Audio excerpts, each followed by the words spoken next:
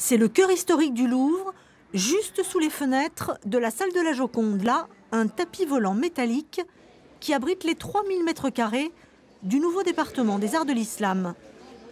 Les Arts de l'Islam, un chantier qui a duré 3 ans et demi. C'est le plus grand projet architectural du Louvre depuis la pyramide en 1989. Aujourd'hui, ce département rassemble 18 000 objets dont la plupart étaient en réserve.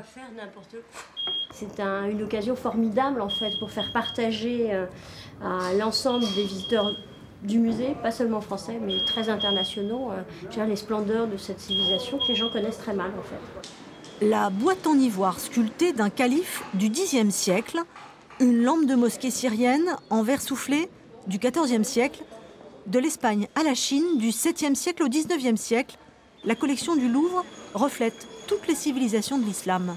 C'est une collection qui s'inscrit dans les collections nationales depuis très très longtemps, mais qui a eu une reconnaissance tardive, qui s'est considérablement enrichie au long des 19e et 20e siècles, puisque vous savez qu'il y a toujours eu ce tropisme en quelque sorte de la France vers les pays, et notamment les pays arabes.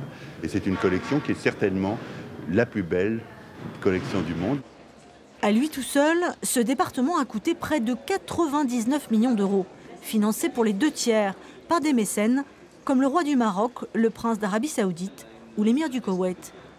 Il y a pas mal de préjugés envers l'islam et les musulmans. Le contexte actuel, peut-être avec cette inauguration, va permettre à dissiper pas mal de malentendus et surtout des préjugés vis-à-vis des musulmans. Le Louvre est actuellement le musée le plus visité du monde. L'ouverture de ce département des Arts de l'Islam va attirer à coup sûr un nombre encore plus grand de visiteurs.